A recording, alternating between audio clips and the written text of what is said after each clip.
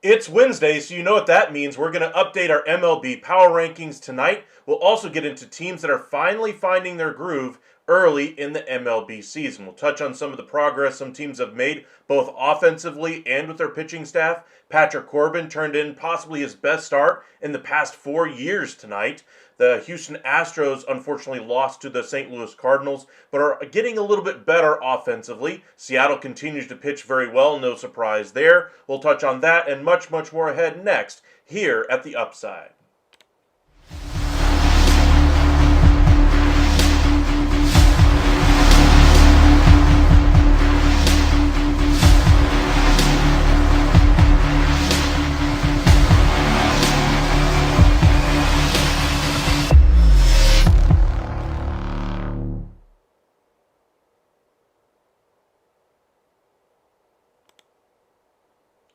And welcome into the MLB Hot Stove Daily here at the Upside Sports Network. My name is Michael. Appreciate you guys joining us late on a Wednesday evening. You guys know that we like to do our MLB Power Rankings on Wednesday. I try to wait until the very last games are completed, but we'll go ahead and forge ahead and see where we stand right now. I believe almost all the games are finished up, so we'll go through those here in just a few moments. But be sure to hit that like and subscribe if you have not done so already. Eric, I see your comment there. Thank you for subscribing. Really do appreciate you guys joining us. Be sure to hit that thumbs up on the bottom of the video as well. It goes a long way to helping us out. If you want to, be sure to get your notifications when we do go live. Follow us on X at UpsideSN and on Facebook, Upside Sports Network. We'll begin in the American League, where a couple of teams are starting to find their groove both offensively and in the pitching department. Seattle has always been known as a pitch-first team. We knew that going into the year.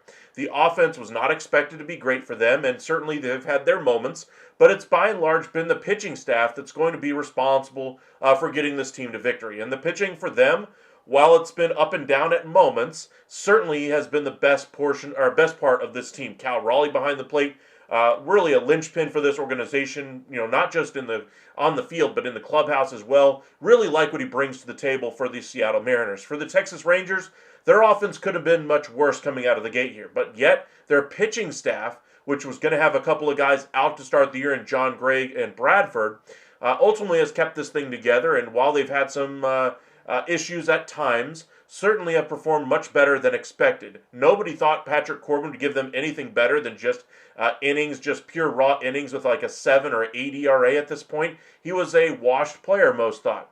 Turns out today he actually turned in a gem for the Texas Rangers, and we'll have to see how he continues to perform through the year. Tyler Mahle, one of the best starters in Major League Baseball, got off to a terrible start to begin the year. Inning and 2/3, gave up 2 hits, 4 walks in that first outing of the year. But since then, he's been Major League Baseball's best starting pitcher. And that's not even including Nathan Eovaldi, Jacob deGrom, who's still going through his struggles as he returns from an injury as well. Jack Leiter, a promising starting pitcher for the Rangers, got off to 2 great starts this year. Ended up on the injured list due to a blister issue. Looks like he will be returning in about 5 days or so. Wyatt Langford for the Texas Rangers will be back by this weekend.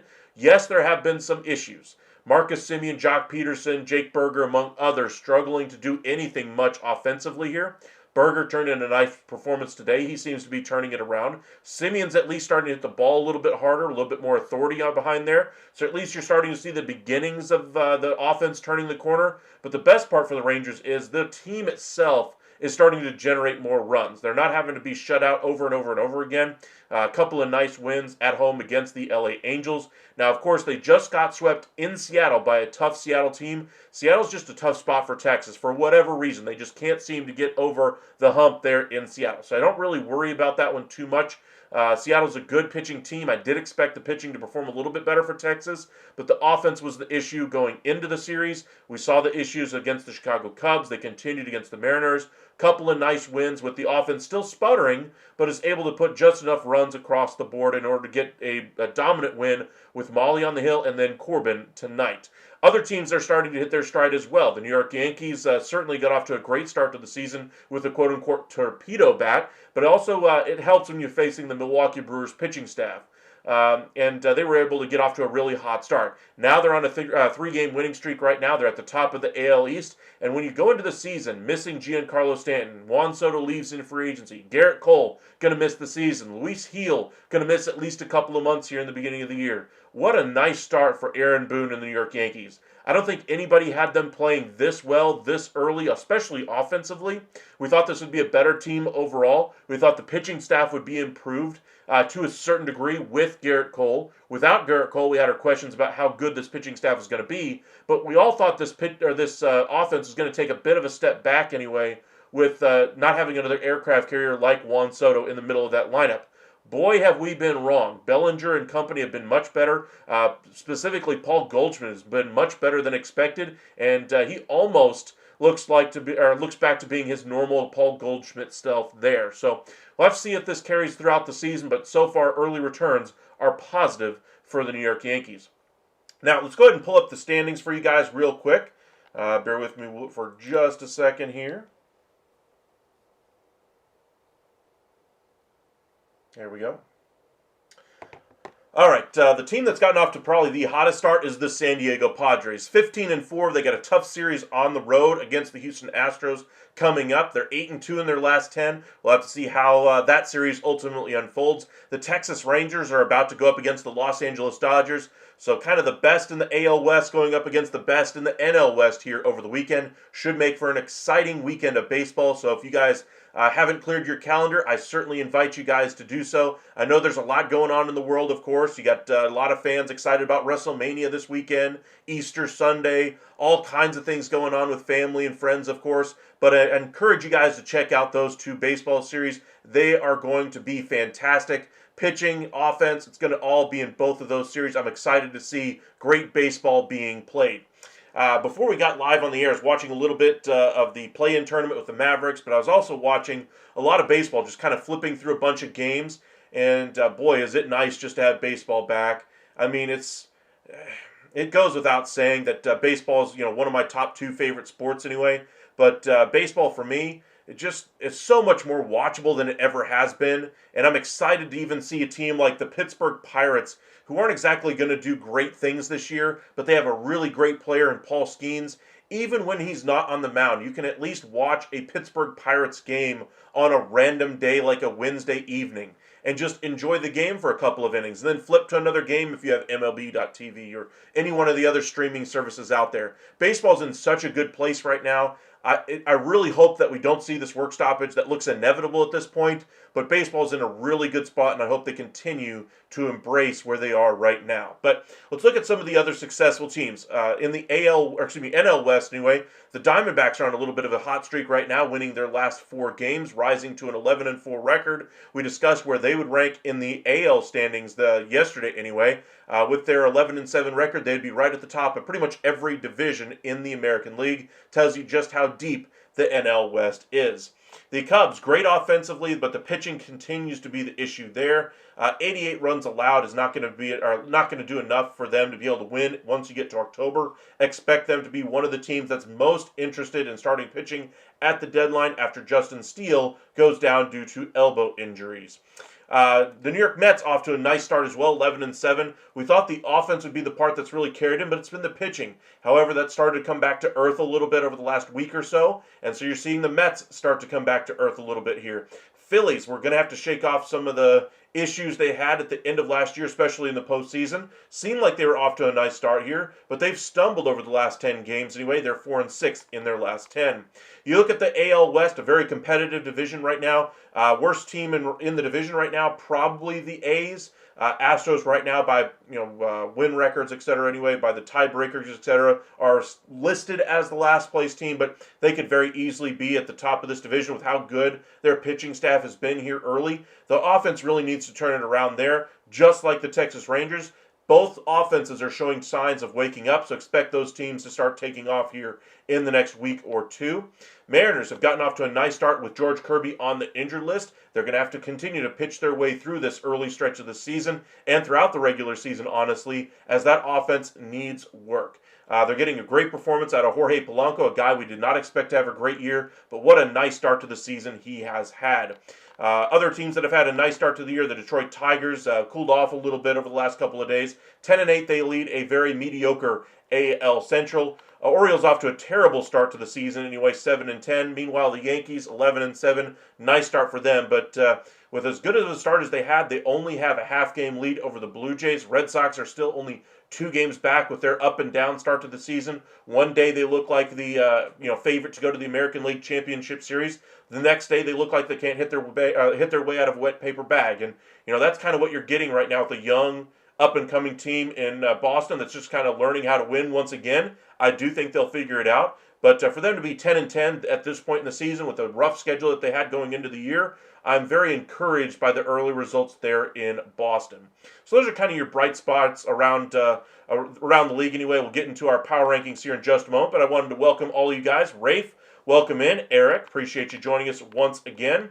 Let's go ahead and check out some of these comments. Corbin is the GOAT. Heim is the GOAT. Seager is the GOAT. Everyone besides Chalk is the GOAT.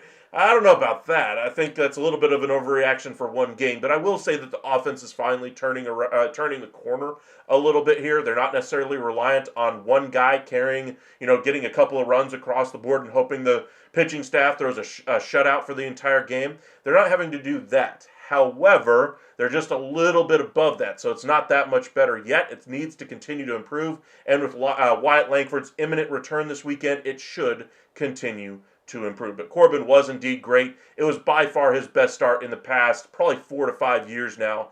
He was just great tonight as well. Eric, welcome in, Mariners fan. Appreciate you joining us. You sub, appreciate that. Today, Rangers win, Mavs win, but the Stars got rocked. Stars haven't been good for about 2 weeks now. Their goaltending has turned into mush. Their defense also mush. Sagan returned today, so that was a bit of a jolt anyway. They scored 16 seconds in the game. After that, you could have turned the channel and not missed much. It was absolutely ugly if you're a Stars fan. Maybe, just maybe, they're just waiting until they get to face Colorado at this point. You have to you have to hope that's the thought process here, is that they're just waiting for the playoff lights here, and then they'll turn it back on again. But right now, this is a team that's not playing very well. Mavericks are able to pull out a win in Sacramento to stave off elimination in the play-in tournament. We'll see if they can win in Memphis to keep on this, shocking end to the season the Mavericks have had, self-inflicted as it is. Rafe, come on, Rockies just need 2 more runs. I believe in you guys. All right. I'm shocked we got the sweep. Cal is coming on strong. He is. Cal Raleigh has really elevated his play. I love the extension they signed him to. He was the second catcher to get an extension during the spring training period anyway, and I loved his extension a lot more than we saw Alejandro Kirk for the Toronto Blue Jays. Kirk's having a decent-ish start to the season, I will say, for Toronto. But I think that what Cal Raleigh really brings behind the plate, both defensively, calling a game, and at the plate, I think is invaluable for an organization that is very, very, very cheap with the amount of talent with the amount of money they're able to spend on their talent. Now, understandably, they're not in a huge market. They don't have this bastion of wealth to tap into, but they still have enough to go out there and make some shrewd moves. They will have some money this offseason to add a couple of pieces to this lineup. They're not going to be adding a Kyle Tucker, but they will still add somebody to help out this offense. The question is it too little too late as the rest of their pitching staff continues to age, get a little bit more expensive, and then ultimately they're going to have to lose 1 or 2 of those guys in free agency because they ain't going to be able to afford them all. But good start anyway to the season for Cal Raleigh. All right, Rafe, Berger had a good night. Simeon has looked good the last few days. Just can't get him to fall right now. I'll agree with you there on Simeon. He's had a couple that looked a little bit better. Berger's looked a little bit more comfortable at the plate as well. Jock Peterson, his first at bat looked pretty good. I liked his first at bat. Looked like he was seeing the ball very well. Well struck ball to the outfield, a fly out that moved over a runner. So at least it was a productive out. The other at bats that he had just did not get the job done. And while it's a step in the right direction for his first at-bat, just 2 steps back with his next 2, he's the first guy I'm thinking goes on the injured list and tries to get himself right in the minor leagues on a quote-unquote rehab assignment. Kind of think of Wyatt Langford, how precautionary they were with him. I think they'll find a hangnail on Jock Peterson here in the next day or two and just allow him to sit with the guys in the clubhouse, focus on hitting in the cage, and then when he's ready, figured out his process, got his timing back, go to the minor leagues, build some confidence anyway through a couple of minor league games, and then call him up to the big leagues once again.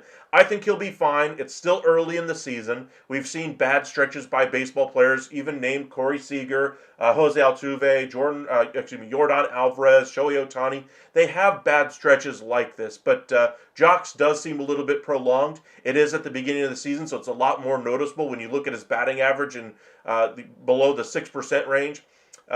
It's very, very noticeable when he's not hitting right now, and I do think he will be able to correct it. I just wonder if it's still going to be enough offense for what the Rangers were hoping to get out of him. Big question marks there around Jock Peterson. Rafe, I want to hear David Murphy in the booth more often. I agree. I love his analysis. I'd like to see him a little bit more in the booth, maybe even going with a 3-man booth with Bassick, Murphy, and Raymond there. Honestly, I wouldn't mind if they went with one of their radio guys and replaced Raymond in the booth. I love both Eric Nadel and Hicks. I think both of those guys are fantastic. Not sure how long Nadel is going to do it. But like I was saying, lots of good teams around Major League Baseball are finding their groove, not just the Texas Rangers. Seattle's starting to play a little bit better on the pitching side of things, which is what they needed to see going into the year. Munoz looks unhittable as a closer right now. Yankees, like I said, are doing well on the AL side. On the NL side, Cubs offense doing great, and the rest of the NL West is fantastic. Let's go ahead and get into our power rankings for this week. Today is 4/16/25, and like always, we will start at the very, very, very bottom. Now, the Rockies have certainly played interesting baseball. Would I say it's anything worth getting above the White Sox right now? I would say no. I think the Rockies are still pretty firmly in that last spot. White Sox have been rocked a couple of times now. I think they continue to stay in the number 29 spot. The one team that does improve this week is the up-and-down team in the Atlanta Braves. They have a nice week anyway. They seem to have steadied their ship here early. Do I think they've corrected all their issues? No, but they've at least stopped the bleeding, which is good for them. Let me go back over here to the standings anyway, just to kind of show you where we're at. Braves at 3-13. They've dropped they're 4-6 in their last 10. Dropped 2 in a row now. They're facing Minnesota. They should have a nice week here. But they've at least stopped the bleeding there. Nationals, I think they've had their issues anyway, as far as being able to keep the other team off the scoreboard. So I'm going to drop the Nationals back down here just a little bit. Oop, let me spell it right first. All right, I think Pittsburgh's pretty much in the same spot they were last week. I'm satisfied with them staying pretty much here. I like the Braves flipping spots here with the Nationals after they've at least steadied the early parts of their season. The A's, not exactly a great team with their pitching staff. Their offense hasn't performed quite as well as expected. I don't see them moving up here either. The Reds, they've had some interesting runs here as of late. Some good pitching at times, and other times they look like they can hit their way out of anything. But right now they're kind of too all over the place for me to really put down anywhere here. Looking at the Minnesota Twins, do we move them up one spot over the Twins here? Twins are 4-6 over their last 10, 7-12 overall.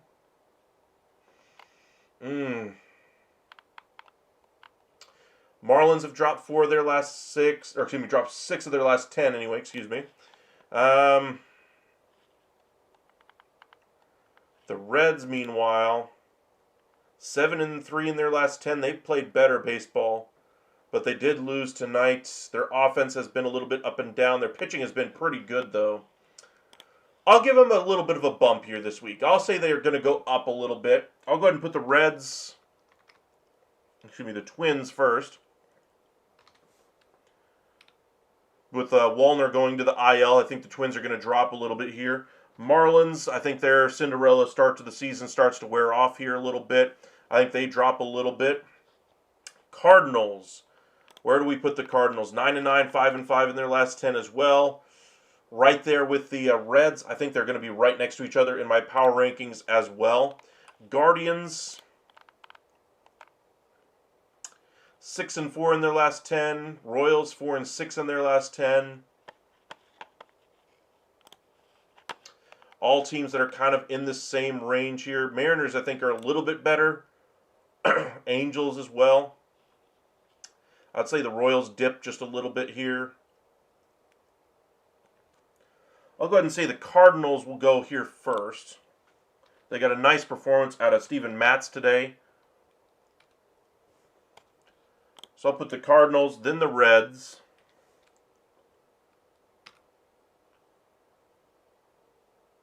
I'm thinking the Guardians stay pretty much right where they were. I think the Royals come down here just a little bit.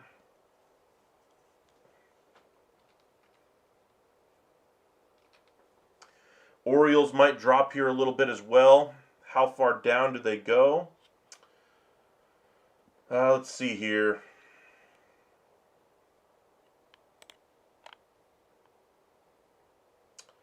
Rays are also 4-6. They got a tough series against the Yanks coming up too.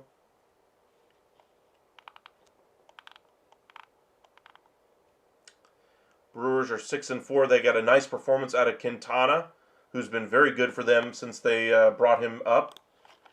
Been one of their few good starting pitchers there. What to do? Do I drop the Orioles this far? I don't. I think I dropped the Rays to this point, actually.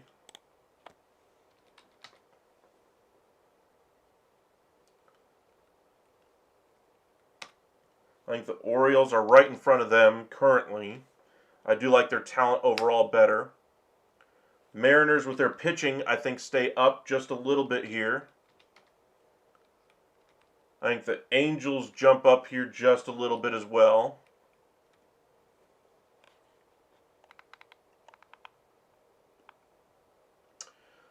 Brewers.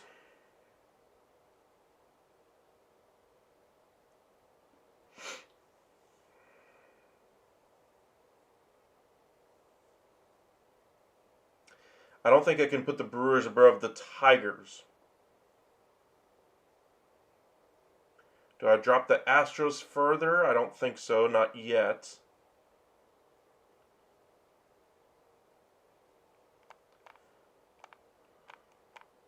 Make sure nobody else is out of my range here. Make sure I'm not missing anything. Phillies will be dropping a little bit this week. But I think the right team here is still the Brewers. I think the Tigers, Red Sox are still pretty much here in the same range.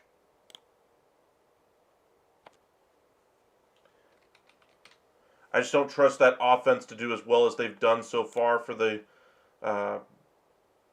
for Detroit. Astros might drop one spot here behind the Red Sox. That's going to be a close one for me. Let me take a look. Astros 5-5, Red Sox 4-6. Pitching for Boston's been rough. Pitching for Houston's been good. Offense for Houston rough. Offense for Boston good. They got the White Sox coming up, so the Red Sox have faced a tougher schedule as well than Houston. Houston's just getting into San Diego.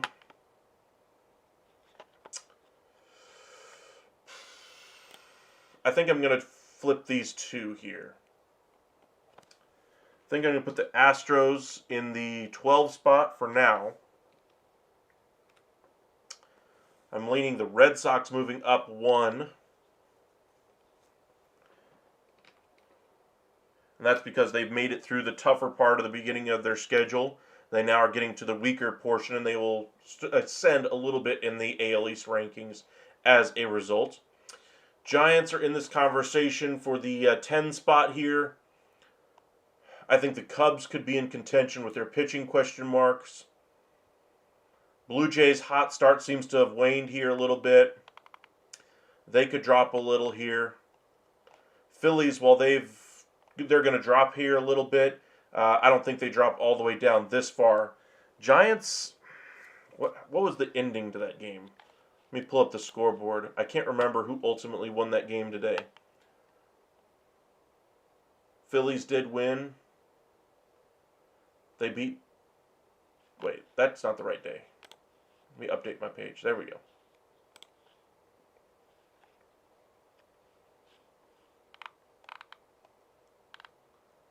Giants did win. Okay. 11-4. That's a good team in Philadelphia. All right, let's go back over to our power rankings here. I think I'll drop the Blue Jays 1. Just because of how good that NL West is. I think the Giants have earned it to rise here once again.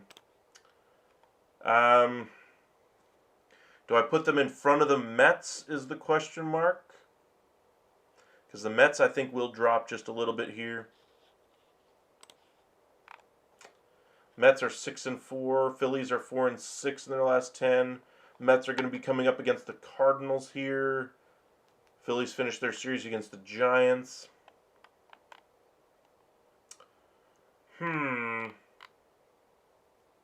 Yankees get a little bit better team anyway in the Tampa Bay Rays. Their offense is going to go crazy in that series.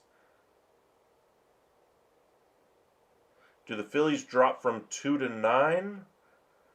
I think all these teams are fairly interchangeable, but I don't think they're that far. I don't think they're that interchangeable.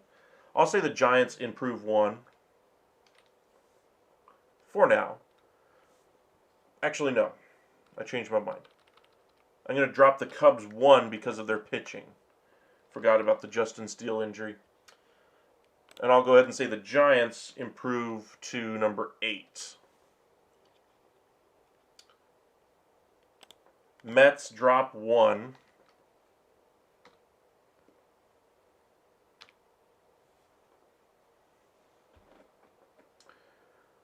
Padres are definitely climbing here.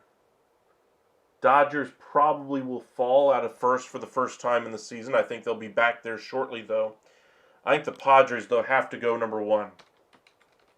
Taking over number 1 for the first time this year is a team other than the Los Angeles Dodgers, the San Diego Padres. I think the Dodgers, though, are right there as number 2.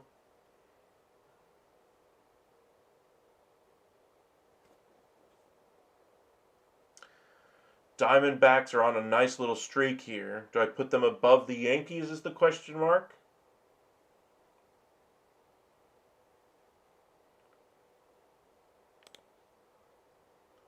I think the Phillies drop out of the top 5 after this past week.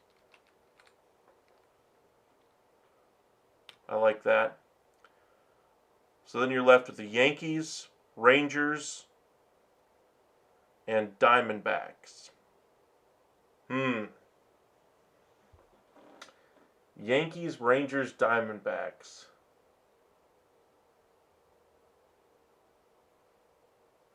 Rangers got a tough series against the Dodgers coming up.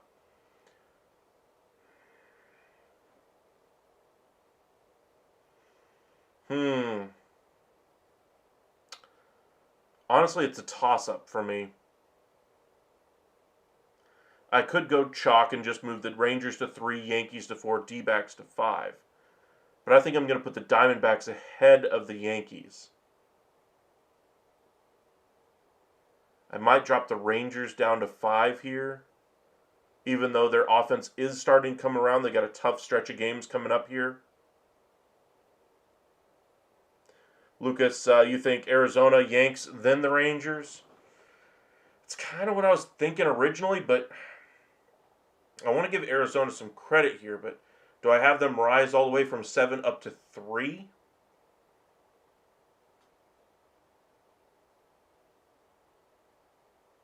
That might be a little rich for them.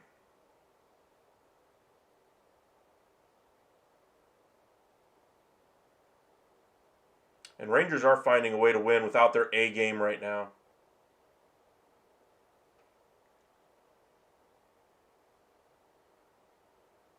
Welcome in Ocean View. Welcome in Drew. Appreciate you joining us. Clay getting 23 versus the Kings in a play-on game is very ironic. True. Mavs did play well tonight anyway. Giants that low is insane. Agree the Giants are better than the Mets. That's kind of what I was debating as well in my head. I just don't have faith in the Giants yet. They are in the best division so far. For instance, like if I thought they were playing each other right now, who would I think would win the series? I'd say the Mets.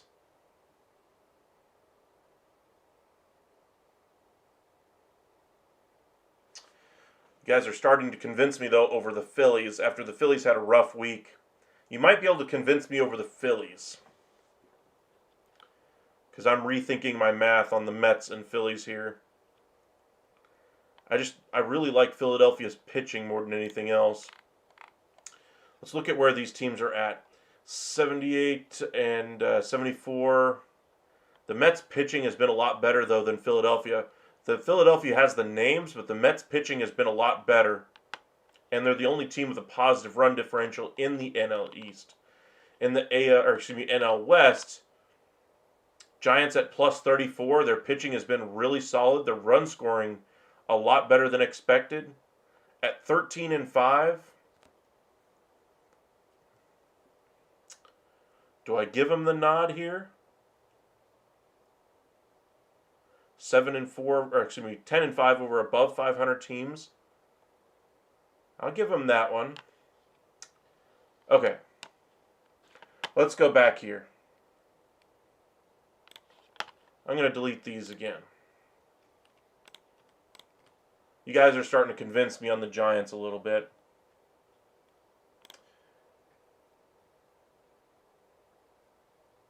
Okay. Philadelphia has the names, but they haven't been able to do it so far.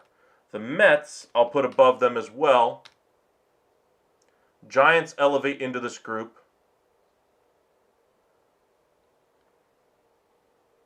I still like Arizona better overall than the Giants.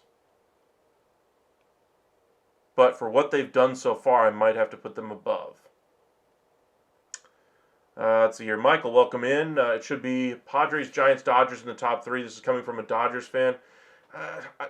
The top 2, I'll agree with you there. I don't think I'm going to do the Giants in the top 3.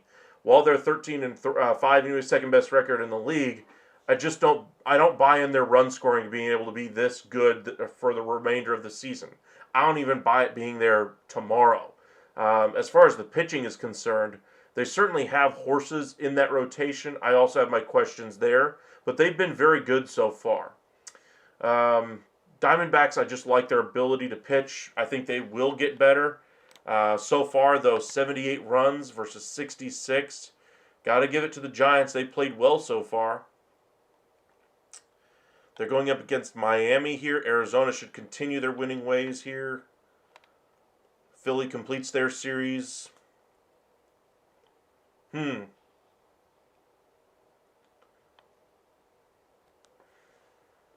it's convinced me the way they play the Yankees and Phillies. Okay. Heel, when the Astros and Rangers, what you to watch them on WrestleMania weekend? No, my tribal chief, I cannot do that.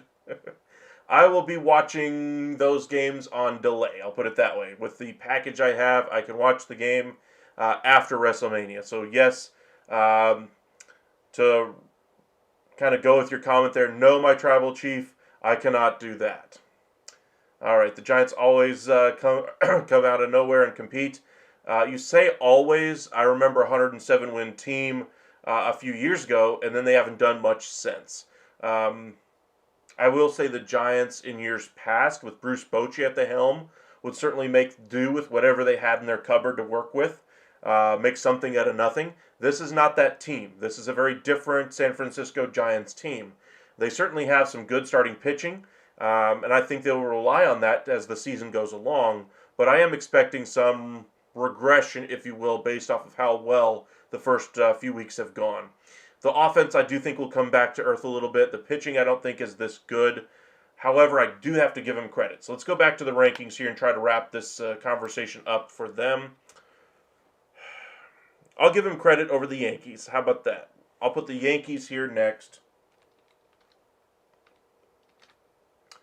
Giants go into the top 5.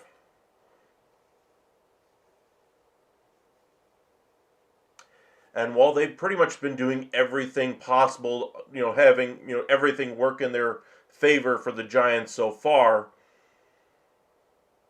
the mark of a good team is when those things aren't going well. Do you have another gear? Do you have another place to go to be able to still win games?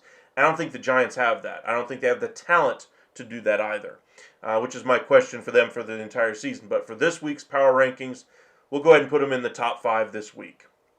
Young Ho Lee is so underrated. Absolutely. I loved his signing when they got him. Giants rotation isn't their strong suit. Their bullpen is doing much better than the Dodgers. I agree with Michael. I'll give you the Dodgers are going through some early season struggles that just every single team is going to go through at some point. We made some jokes early in the season that they might go 162-0. Obviously, that was never going to happen, but I still think there's a good chance they threaten for the best record ever in regular season history. Been saying the Dodgers might be a wild card team, World Series hangover, plus too much expectations.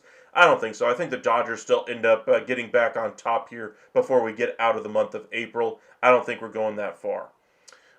Talent or names? For the Dodgers, I think the Dodgers have just so much more talent, period. Names, I don't even think the Dodgers have that many names, even on their roster. I think you have Freeman, you have Betts, Ohtani, etc. But by and large, they still tend to use a lot of platoons. I don't really like the platoon thing, but they've made the most out of it. For their rotation, they have so many guys that they're going to be continuing to get some healthier arms in there as the year goes along, that this rotation will be better. Same thing goes for that bullpen. I think the Dodgers are going to be right there. Pete Crow Armstrong, underrated. I absolutely agree with that one. His speed is game-changing there. Lucas, Astros over Detroit is kind of insane. Division bottom dwellers should not be in the top 20. Also, I prefer Detroit over the Boston Red Sox too. I just don't trust Detroit at all. Their offense is completely suspect to me. The entire division is suspect to me. I don't really like anything the AL Central is doing right now. The only reason they have as many wins as they do, beating up on their own division. I mean, all those teams are pretty much played terribly to begin the season. Guardians have looked terrible. Twins have looked terrible. White Sox, awful. The Royals can't get out of the way offensively. We thought the offense was going to have to be a little bit better with contact, on base percentage. They haven't done that so far. And the Tigers are playing well above their heads offensively. That will come back down to earth once they start playing real teams. Let's see here. How's this? Ways to win. Yes, I actually like Detroit. I just don't like Detroit. I like their pitching staff with what they've been able to bring in. I have questions about their bullpen, significant questions about that bullpen. They need to bring in some veteran relievers to kind of stabilize that bullpen for me. I do not trust it in a going into a pennant race, and I certainly don't trust it in the postseason. So during the season, right now, I think they're fine. I'm not putting them in the top 10 though right now because they're not a top 10 team. All right, where do we end up putting these last 3 teams? Let's see. The Giants, Diamondbacks, and Rangers. Diamondbacks had their struggles early in the season due to their pitching. Rangers had their struggles due to their offense. Giants have had everything working in their favor, and yet they're 13-5, second best record. But I don't think anybody believes they're better than the Padres. I don't think anybody believes that they're better than the Dodgers. And while you might think that hey, maybe the Dodgers are a wild card team here, Dodgers are still the significantly better team. Which team you taking? Which team you betting your mortgage on? Which team you betting your house on to be able to win in October? Which team you betting on to win head-to-head right now, even with as good of a start as the Giants are on right now? So kind of take that in mind when you're coming up with your own power rankings. While it might not be everything as far as the standings, while their names on the back of their jersey, the numbers on the back of their baseball card, the talent that you have might not matter for everything. Everything does count for something when you do your own power rankings. Johnny, welcome in. Troy is not that strong. Astros beat the Mets in a series, just pointing that out. Yeah, but I still like what the Astros are doing. Their offense is coming around. I do not have any doubts that they will continue to turn it around. both the Rangers and Astros staying in the fight, and we haven't seen their best. Absolutely, I'll agree with you there. I just don't think the Astros' best is anywhere near as good as the Rangers' best at this point. So let's go ahead and wrap up this conversation. Do I go ahead and give the Giants a top 3 spot when everything has been going their way so far? Giants have a clutch factor that gives them above the Dbacks and Rangers. Maybe. I'm not sold on that, but maybe. I think the Diamondbacks I'll go ahead and put below them. Take the Giants out of the equation. Rangers or Diamondbacks? Or the Giants out of the equation. Rangers or Diamondbacks? Which one do we put? I think we're right back to where we were 2 weeks ago.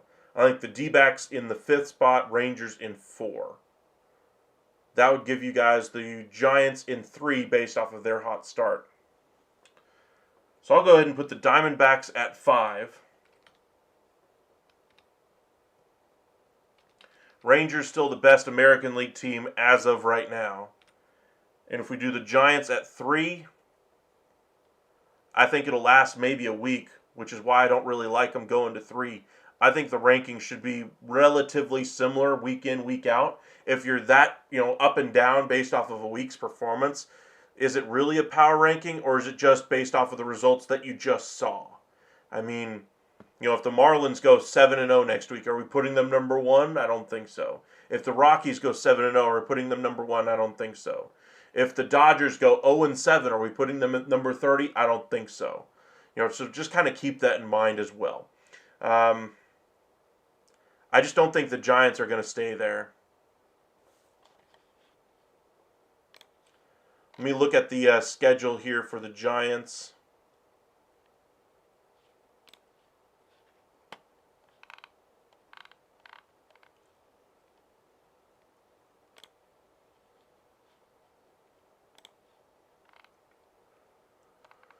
All right, they face the Angels in LA, the Brewers. That's some winnable games for them.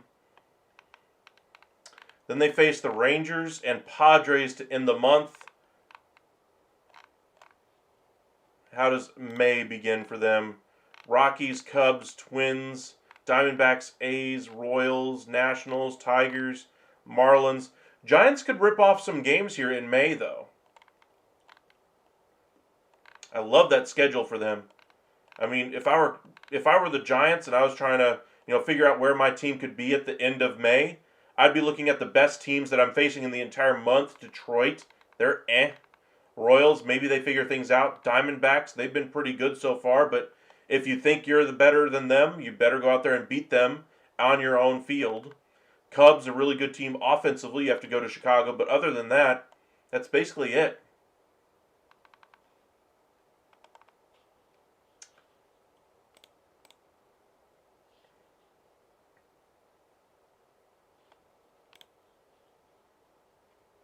All right. Just to kind of recap anyway, our top 5. We'll go ahead and finish with this top 5 here, I suppose. Padres take over number 1, Dodgers 2, Giants 3, Rangers 4, Diamondbacks 5. Your biggest fallers of the week, Orioles continue to fall a little bit here. Phillies fall quite a bit as well. As far as your biggest risers, those are going to be, I believe, the Mariners rose quite a bit, the Angels, and the, I think that's pretty much it. I thought there was one more team. The Giants I had rising quite a bit as well from 10-3 after they continued their hot start to the season as well. All right, let's see here. Looks good to me. Lucas, I think the point of power rankings is who you taking to win the game tomorrow. So recent form comes in 50-50 or 55-60 to that criteria. Yes and no. Power rankings, I think, while it would be who you pick to win tomorrow, I think all of us in our right mind would pick the Dodgers to win against the Giants tomorrow. I think for instance, a team like the Cubs with their offense right now, you'd pick to win against the Rockies, for instance. So it does come into factor as that as well. But even if, say, the Dodgers are coming off an 0-7 stretch, do you think that they're still a worse team than, say, the Diamondbacks or the Yankees? I don't think so. Lucas, who do you think gets moved before the deadline? We'll go ahead and wrap up on that question there. I do think most of the Miami Marlins entire team will be on the move. I do think the Rangers will make a decision with Jock Peterson. A, he starts playing better, and they figure out things with the rest of their team, with their pitching staff. Option B, Jock Peterson doesn't figure things out. They go the youth route for a couple of months, and then add somebody at the deadline for that offense there. Other names to kind of keep an eye on, the Padres there, if they kind of falter here over the next couple of weeks, they could go back to their idea of trimming a little bit of payroll to make the finance guys there happy. The Twins could be in a major sell mode at the deadline, so don't be surprised if you see a plethora of names on the market from them, ranging from Buxton to Correa to Wallner to Miranda to their pitching staff that includes Lopez and Duran and Ober and Ryan and several other high-quality arms. This could be a full rebuild situation for Minnesota coming quickly. The Kansas City Royals have gotten off to a less than stellar start. If they decide things aren't working out in their favor, they may decide to offload some of the money they've spent over the past 2 off seasons as well. All right, appreciate you guys joining us. Be sure to hit that like and subscribe here at The Upside. We'll see you guys again tomorrow night. So stay safe out there, everybody, and we'll see you then.